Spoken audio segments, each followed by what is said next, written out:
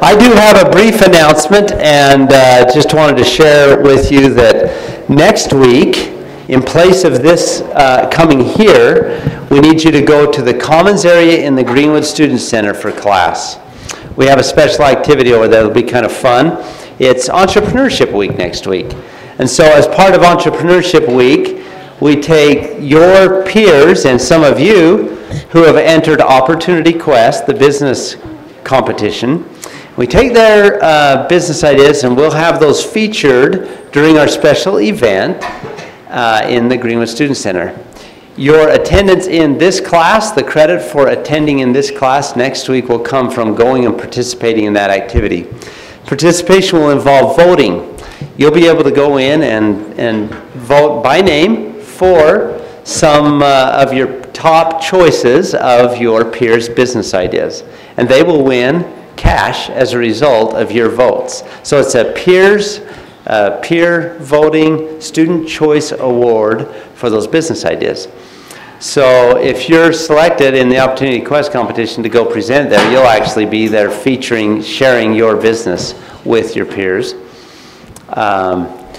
So you'll come at 12:30, just like you would for this class. I'll post a reminder as well as a little more information about that on Canvas. Now, it's my privilege today to introduce a dear friend and entrepreneur and leader that I admire a great deal. We have speaking for us today Mr. Doug Barton of Mid-Utah Radio and also Heber Valley Radio Company. So the businesses that he started over 40 years ago were an extension of his childhood dream. He started this venture, working on this venture, before he was your age. And so it's a fun story I think you'll be able to relate to and find it very interesting. Since then, he has been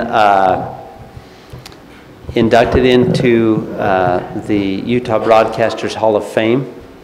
And I'm not going to tell an awful lot about that because I think his presentation will introduce him very well. And I want to leave time for him.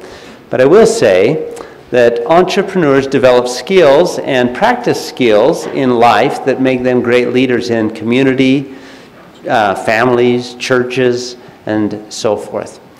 Doug Barton has served as the president of the Mormon Miracle Pageant, served as a stake president for the Church of Jesus Christ of Latter-day Saints for student stake here in Ephraim and Snow College. He's also been on the board of trustees for Snow College, for which we are very grateful. So with that, we'll go ahead and turn the mic over to Mr. Doug Barton. And I think his wife, Marianne, is here too. I'm not sure. I saw her a few minutes ago. She's hiding in the back.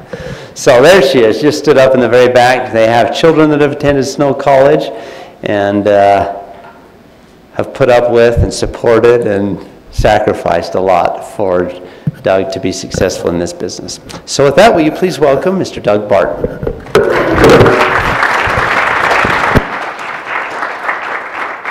Thanks. Well, thank you. It's good to be here, and got my Snow College tie on. Go Snow. We're Badgers all the way. I'd like to welcome all the folks down in the Richfield campuses, too, that are watching. Just a quick note about Snow College. I love Snow College, and I'm going to show you a little video that will maybe show you why and how Snow College helped me get a start. My wife's in the back. Would you stand up there?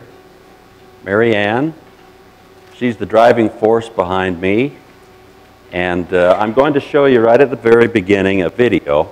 I'm not really into drawing any attention to myself, but she says I have to show it because it tells the story better than I can. Back in 2010, they inducted me into the Utah Broadcasters Hall of Fame, and University of Utah did a little short video clip, which kind of tells about how this all started, and then I'll elaborate on it. But the reason you're seeing this is because she says I have to show it. So we'll watch that first. As we go along, if you have questions, we can take some questions at the end. If something is really on your mind, you'll raise your hand and we'll talk about it as we go. Okay?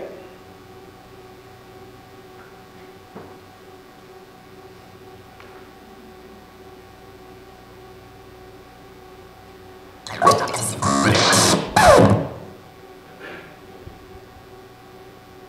1, 2, 3, test. 1, 2, 3, 1, 2, 3. Checking the weather forecast, looks like a beautiful Friday. Lots of sunshine and temperatures near 70 degrees. Thanks for joining us on the Morning Magazine. Doug Barton grew up in Manti, Utah. He had a childhood dream of owning a radio station. Most said it could not be done in a rural town, but he proved them wrong. Now owning 6 radio stations, it can be said his dream came true. I started in the radio business when I was in junior high. I was about 14 years old and built a carrier current radio station in my basement bedroom. It was just something that he was passionate about. I wasn't there, of course, but I've heard him talk about it, and we've all talked about it. It's just kind of a fun little story. He's a high school kid, goes home at night, finds all the equipment that he needs, and in his basement of his parents' house, he builds this little radio station. And he's broadcasting out for several blocks around his house, and he shows up every day at the right time, and he's the DJ, and he's the engineer, and he's everything, and he's just running his little station. Well, with my radio station in the basement of my home when I was in middle school and high school, I didn't have any revenues. I didn't sell any advertising. So my friends, I forced them into coming over and be my DJs when I had to go down and work at the sheep ranch. And we were only on the air from 3 o'clock till 6 o'clock in the afternoon. I'd have people tell me over at Heber they'd been listening to him, and I didn't know that if he could go that far or not. One day a man from the Federal Communications Commission came and knocked on the door, and he said, I've traced a broadcast sound from, or a wave, radio wave to here. I said, yes, he's got a little station. He says, where is it? I told him, I said, it's in the basement. So I took him down in the basement to the room, and Doug was broadcasting down there. And he just indicated you're supposed to have a license. He didn't worry much about it because it was only going to Ephraim. I think what's great about Doug is that he's, so involved in the community. He's brought so many resources, to those small towns in central and southern Utah that they wouldn't have had. I think it's created more of a sense of community between different cities. I think oftentimes people don't know what's going on from one community to the next, and he's been able to bridge that gap, so there's a greater sense of community for our six-county area, which is really nice. He's very free with his time to help in any capacity with sound that he can for different organizations. Doug is a remarkable man in that this isn't a large city, and much of what he learned, I think he probably had to learn on his own curiosity, which drove him to the career that he has now. He has served as the president of the Mormon Miracle Pageant, and as a state president, and all those kinds of church assignments. So in a small community where the biggest things in most people's lives are the college and the church and family, he's been one of the premier leaders. In a place that is as small as this is in rural Utah, and the size of the company that we have now, it shouldn't have happened. It just, all the odds were against him in so many ways. I mean, there's just not that much money out here to be able to take this kind of thing and succeed with it. What's so fun about that to me is that here's somebody that becomes so passionate about something that he finds a way to do it when he's in high school. And then when he goes to college, he creates the first radio station for the college. And then when he transfers to another school, he takes the station and builds another station there.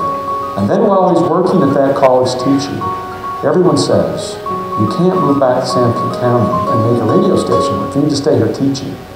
But he's so passionate about doing, not just teaching, but doing and being involved and engaged, that he just takes a huge risk. Moves his family back down to Sanpete County, starts a radio station. And it becomes this massive success.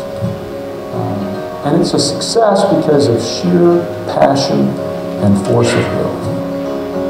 And isn't it great that you can go through life and make a living doing the thing that you love best? How much better does it get than that? This is Doug Barton with the Morning Magazine on AM 650 KMTI.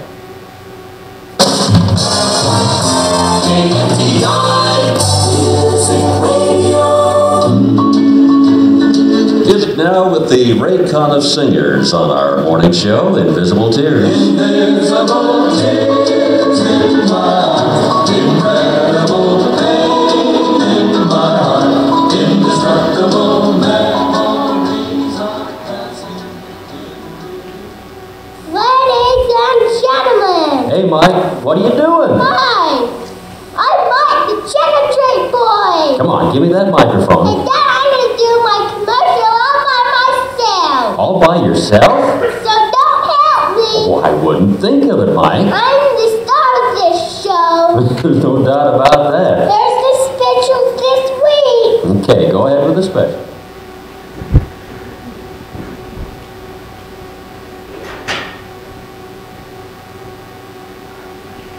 Okay, well that's kind of the short version of how everything got started. In the home that I was raised in, I grew up as a sheep herder and a farm boy. And I really liked that, but I always had this interest in electronics and being on the air, and I loved to listen to radio. I'd listen to these distant stations from all over the country. And remember, we didn't have the internet in those days, and they didn't have any electronics classes in school. So what I did is I just went and got some books from the library, and I just started to read and study and figure out how everything worked. And so my first transmitter I bought online, Army surplus, for $16, and then I rebuilt it into the transmitter that we used for like 5 years. It actually worked pretty good. You can see it, that little black thing right up on top of the shelf. I had a tower in the backyard, and we could, you could hear us almost to Ephraim. We were pretty excited. You know, 7 miles is pretty good coverage for a $16 transmitter.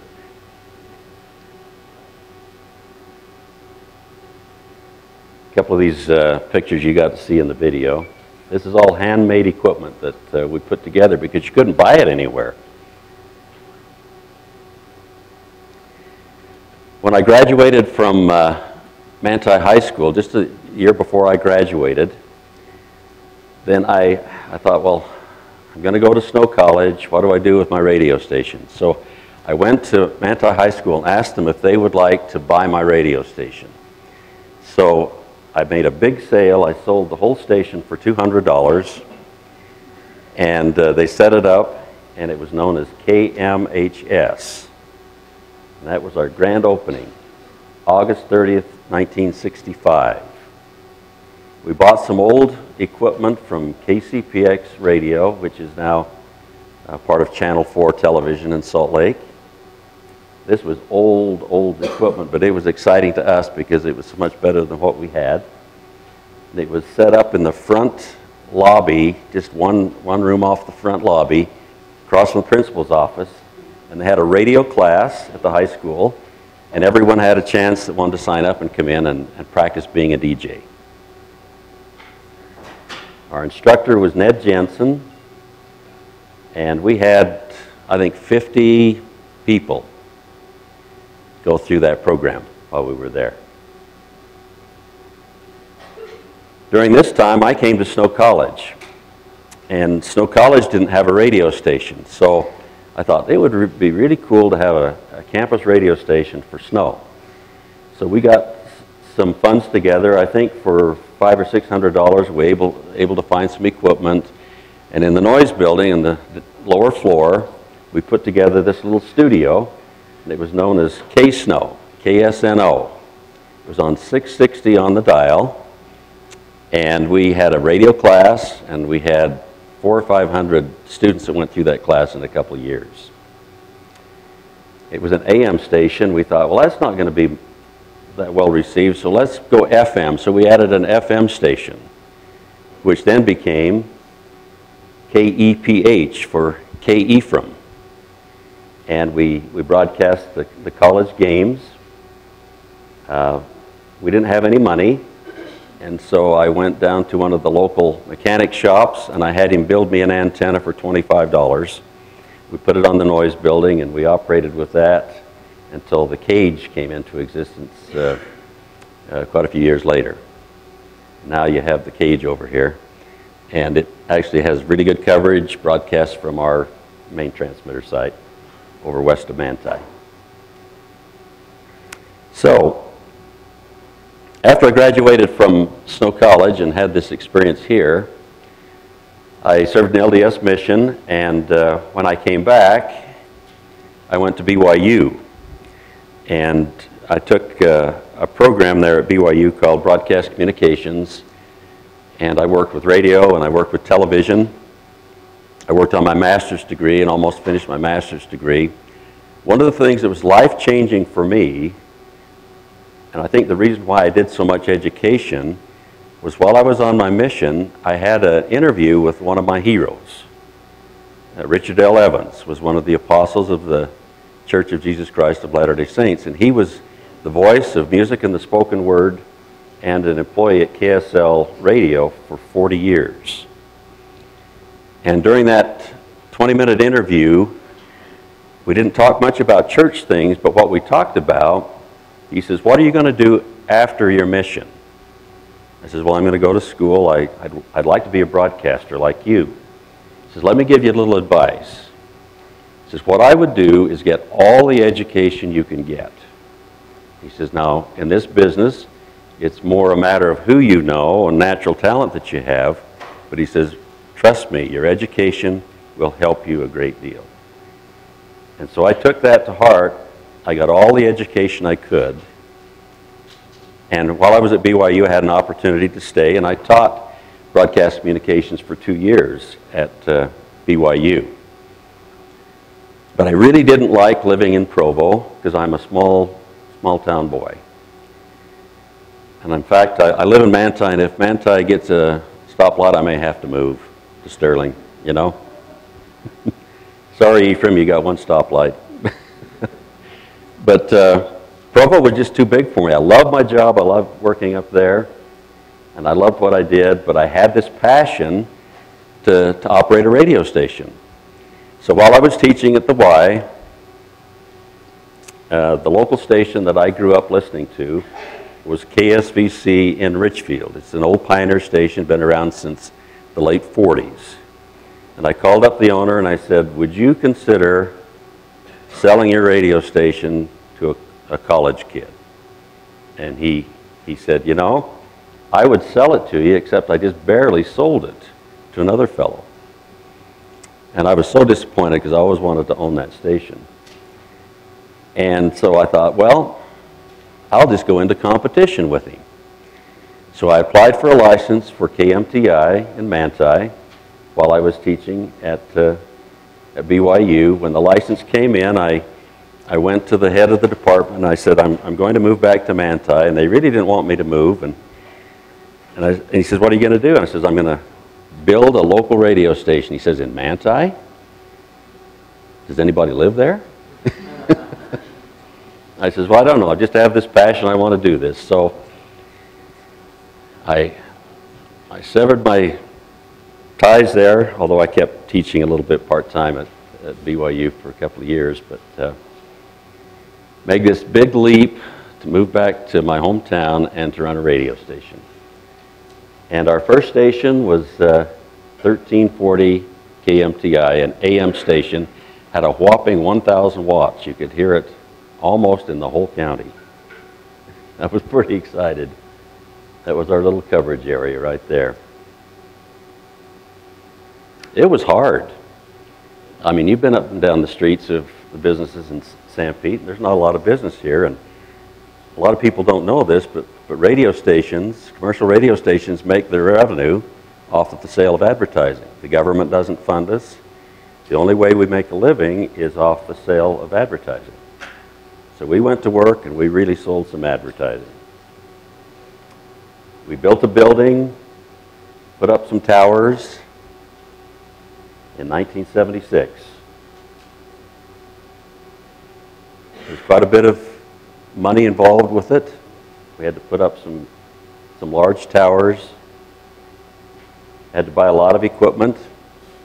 I built quite a bit of the equipment as well.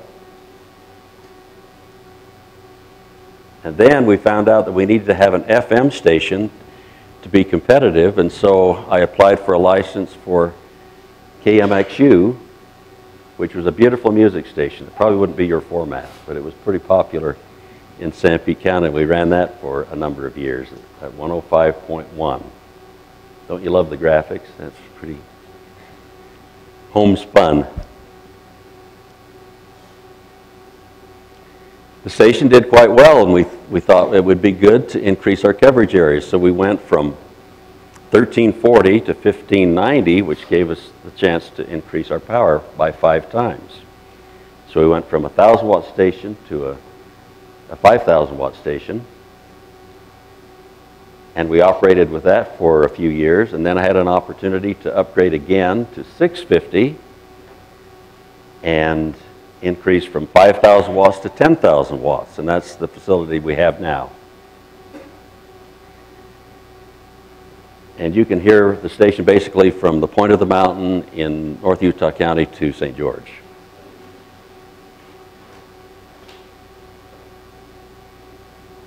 A few pictures of the beginnings.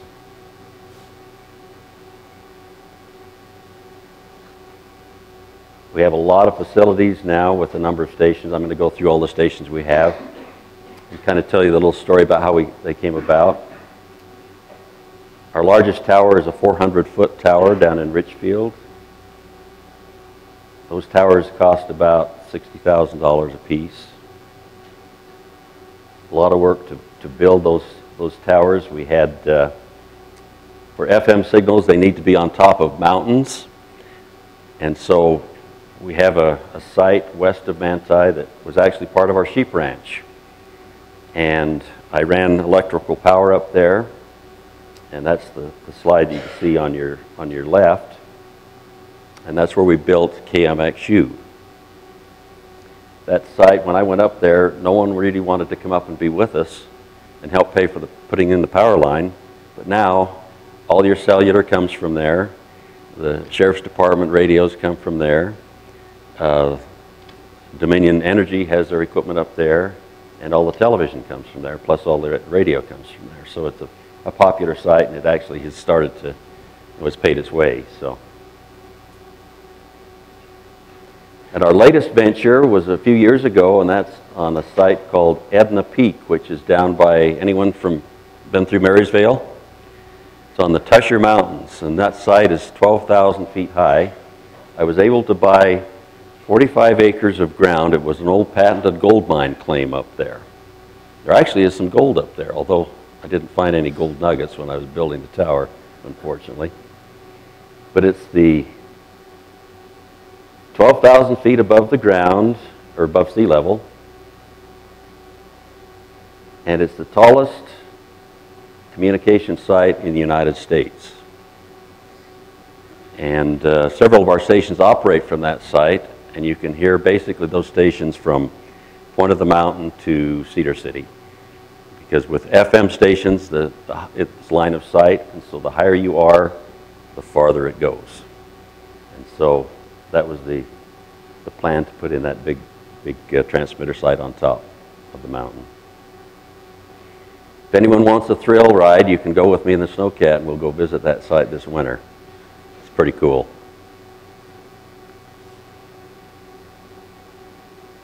Associated with our stations, we have what they call FM translators. I don't know if you know what they are, but because FM is line of sight, or when it hits a mountain, then it stops. And so in order to get into all these little valleys to serve areas from Point of the Mountain to Kanab, we need to fill in these little valleys with translators. So what they do is they pick up the main signal, retranslate it on another frequency, then beam it down into these little communities. So with our group of stations, we've built out 40 translators now that operate through our company. And these translators are just little, they look like little outhouses, and a little tower and a couple of antennas. And then, in 1980 or 1995, I had the opportunity to buy the station that I originally wanted to buy back when I was starting KMTI. The owner of KSBC finally came to me. He didn't want to compete against me anymore. And he said, "Would you buy my station?" I said, "Sure, I'd love to." So in 1995, we bought KSBC, which is the station I really wanted to get all along. And we've owned that for just a little over 20 years.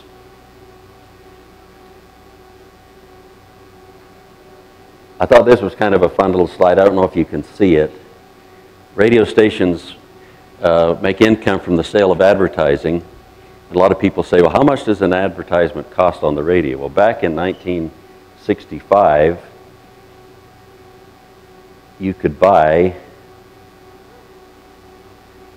a 30-second commercial for $1.55. That's pretty cheap. Or if you buy a whole bunch of them, you can buy them for 90 cents. A lot more money now, but I thought that was kind of fun to see that old rate card from way, way back. That was one of the pioneer stations. It was the only station between Provo and St. George. It was built in 1947, and that's Bill King and the old microphone and old-time radio. Utah's best country, variety, information, and news. KMTI. So what I'm going to do now is go through the stations that we have in our company, and then we can talk a little bit about the business plan and how this all kind of came together. First station, as I mentioned, was KMTI. It's 650 AM and 95.1 FM here in this valley. It's a 10,000 watt station, has a large coverage area. You can hear it from Cedar City up to the point of the mountain. And it's an AM station with an FM translator, so you can hear it in FM stereo as well. J.D. Fox in the morning, Eagle 94.5.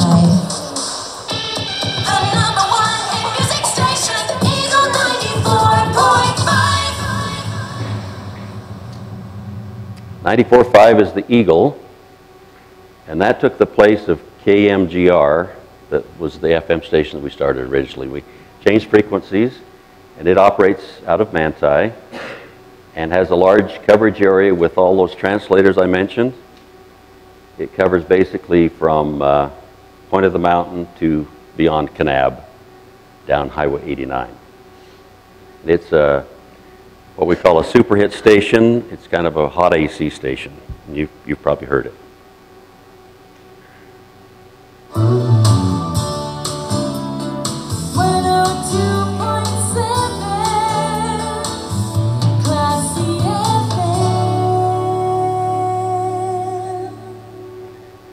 That's probably not your format, but it's my wife's. So Classy is a really unique station. It's what we call adult standards, and there probably is not another station like it anywhere in the country that I've been able to find.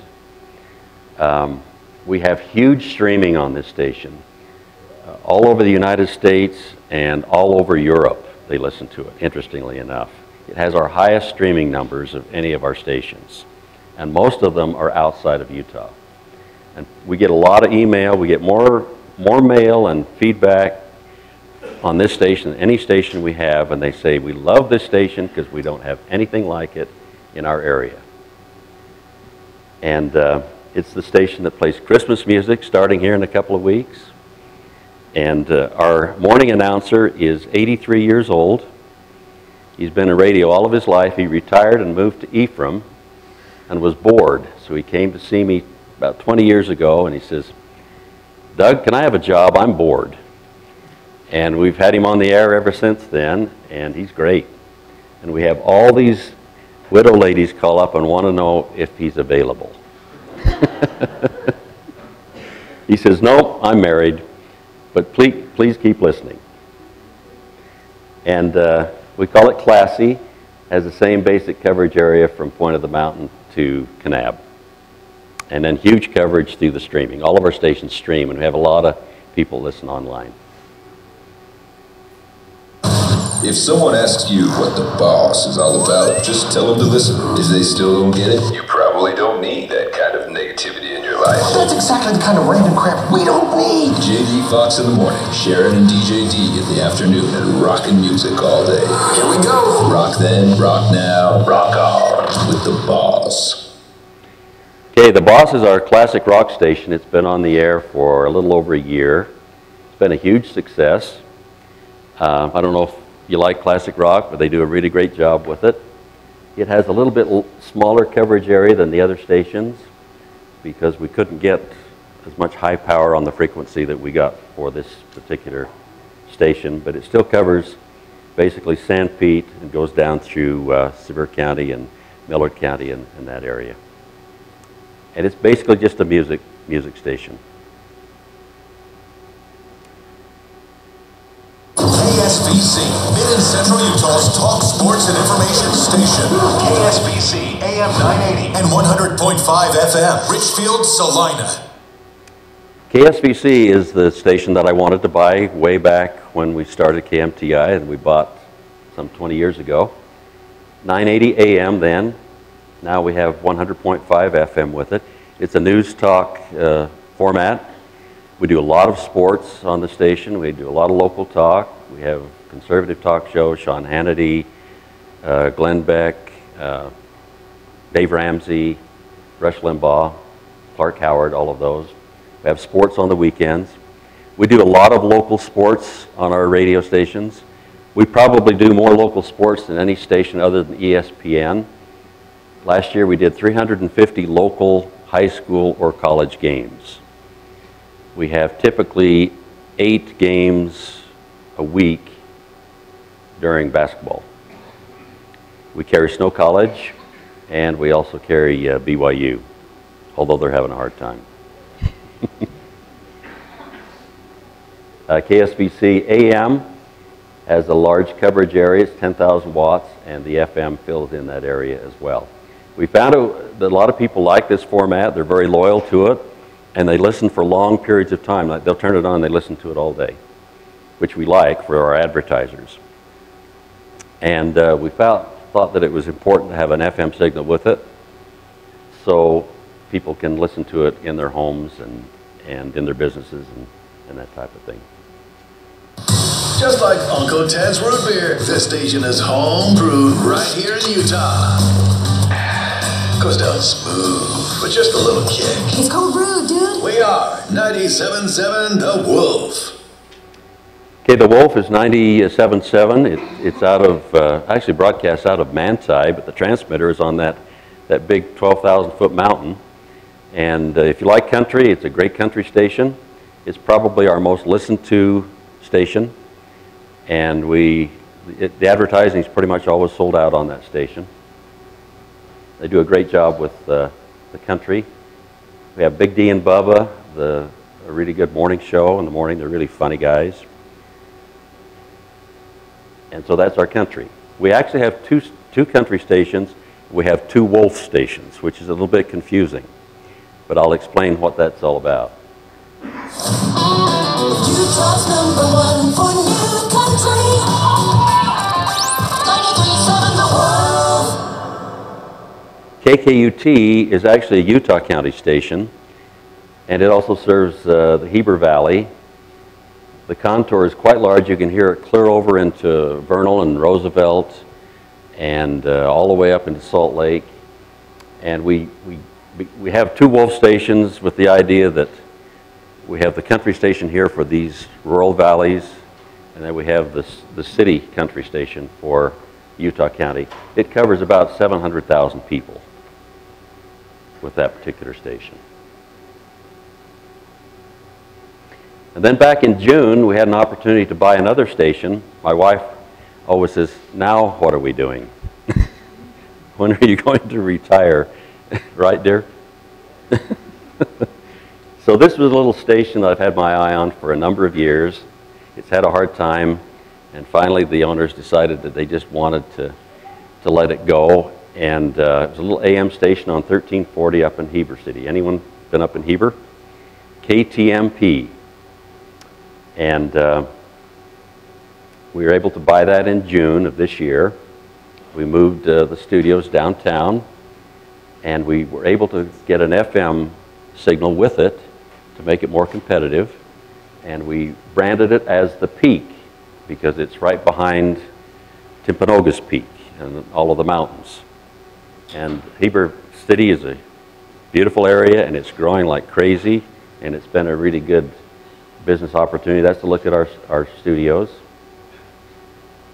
We did a complete new studio build out on it. 94.5 The Peak, your station for the greatest hits in history. History, my man. Another set of your favorites starts now. We have a local morning show, and it's music intensive with plays greatest hits, which is a really popular format right now. And the signal is quite small. It's basically just in the Heber Valley.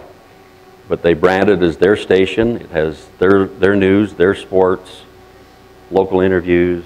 Everything is about Heber Valley, and the rest of the world can do what they want. But it's just Heber City. And it's been a good thing. We like to do a lot of things in the community, so we go out and do a lot of live broadcasts. Maybe you've seen our Eagle and Wolf band around doing live broadcasts for grand openings and different things. I think the key to success that I found in rural radio and rural Utah is being involved in the community with local news, local sports, and being involved in everything that's happening locally. And so we are out all the time doing live broadcasts. We have a really nice remote van. We have the Wolf on one side and the Eagle on the other side, so whichever station's doing the remote, we just face it that way. And then we bought a little cube car and made a Peak remote van. Any of you have a cube? They're really the ugliest little car you've ever seen, but they do wrap up really nice. My son runs I4 Media here, and he made this look really good. So on one side it has the Peak, on the other side it has the Wolf, because the Wolf also gets into Heber City. And so we joint sell those two stations together. And we use this little van to go out and do a lot of live broadcasts and sporting events. J.D. Fox, you probably know J.D. He does a lot of things over here on campus. He teaches a class in the spring in commercial music.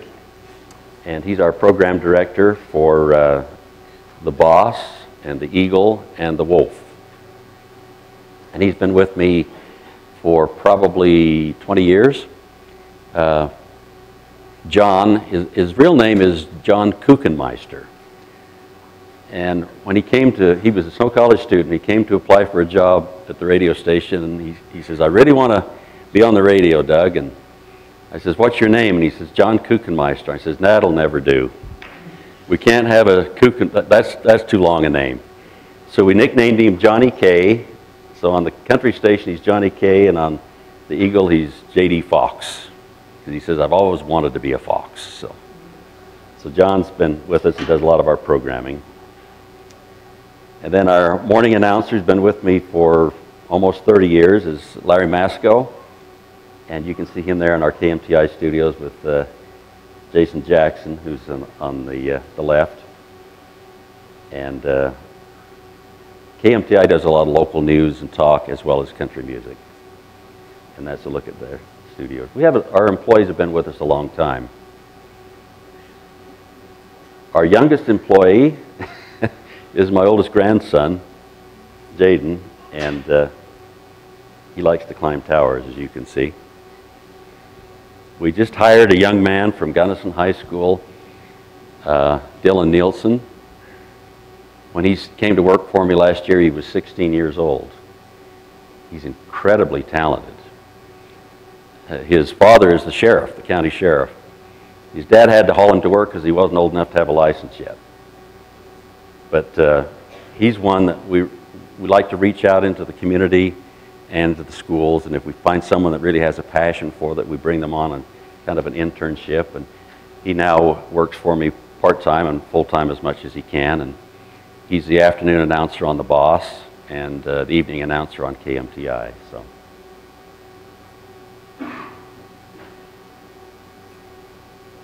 And that's our presentation.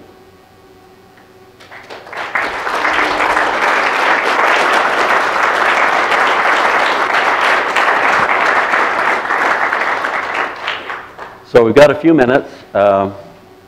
Any questions? Yes?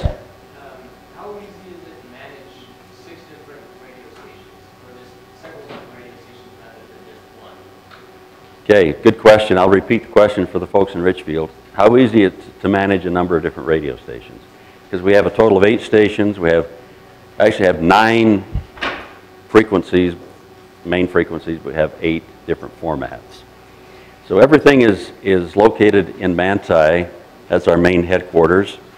But we do have an office and a studio in Richfield, and we have an office and studio in Heber City.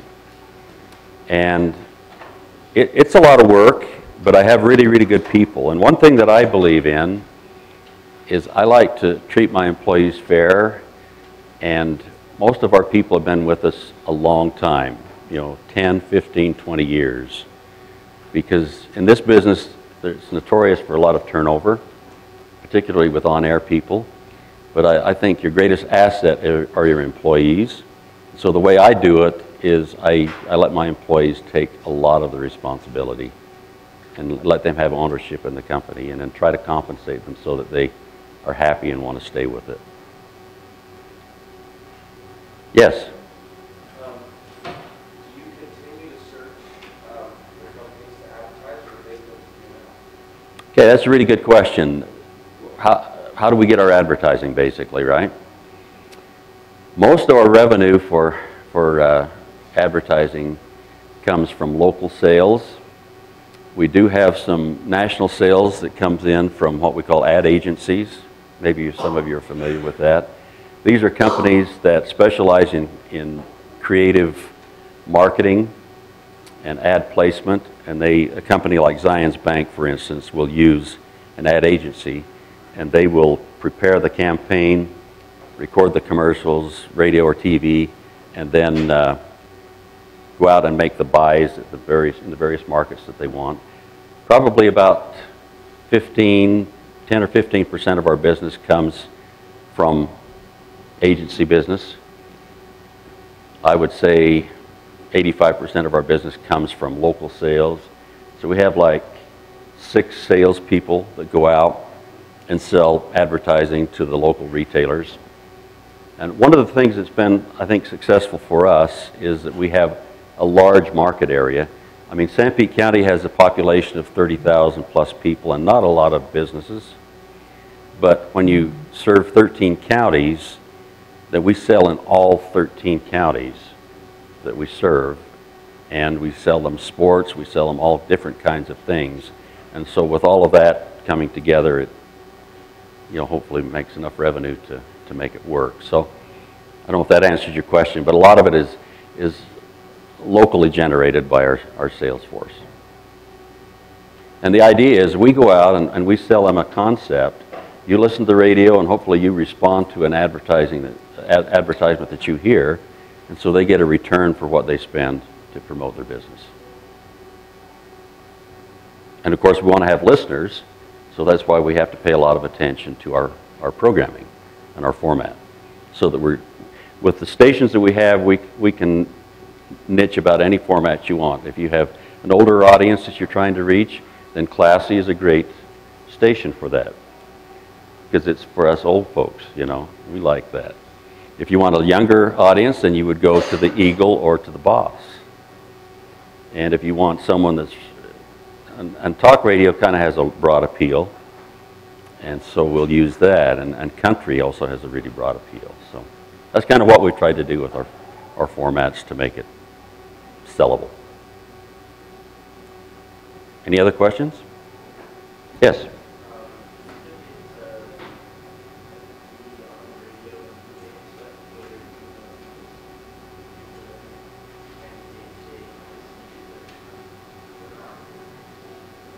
Okay, good question. So he was asking if I'm still on the air or if everyone else does the work, right? If I just do the behind-the-scenes management. I do quite a few commercials. I do some sales, and I do the Sounds of Sunday. If any of you have listened to that, I do the Sounds of Sunday, and that's all pre-recorded. But when I started the station, I had two full-time employees, myself and another fellow. And then I had 2 part-time people helping me. Now we have a staff of 26. Quite a few of those are full-time, and we do have some part-time as well. But I still do a little bit of on-air. But they say I'm too old to be on the air and do the DJ thing, you know. They put me on classy. Any other questions? Yes.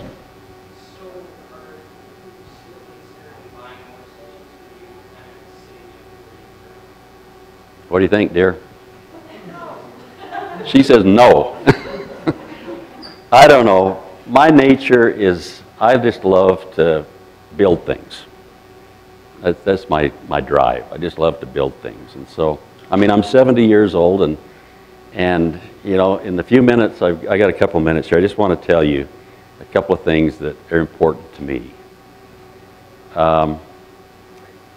When I was at BYU, I had a number of students come to me and say, what should I major in?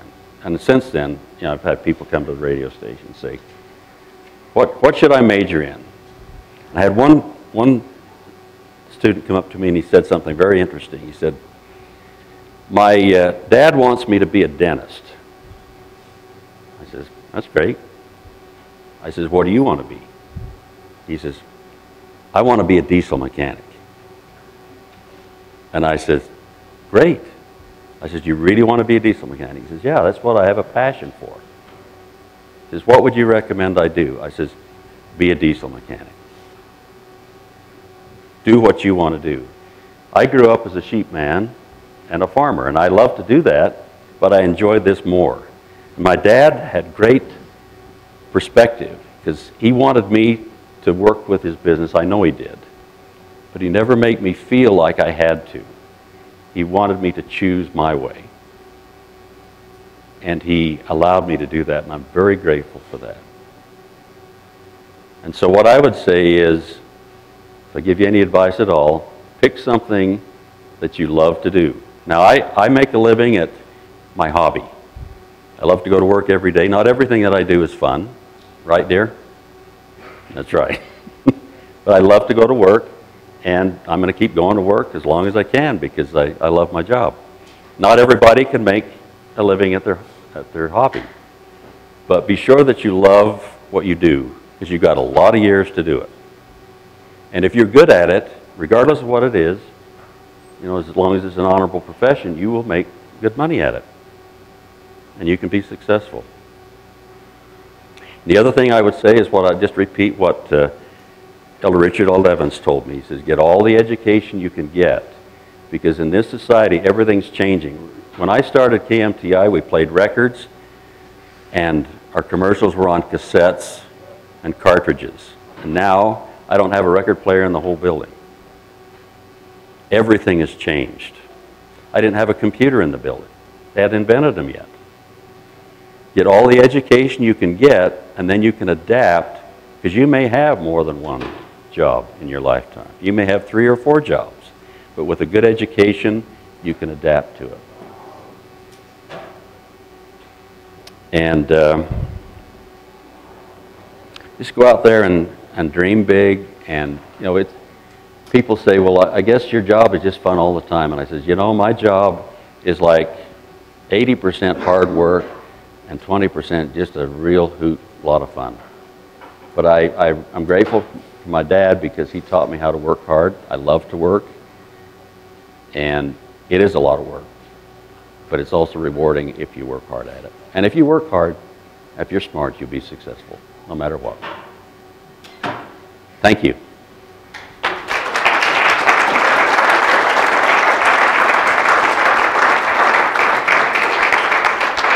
So there's no better time to start out on a new venture than right now. It's a great time, right?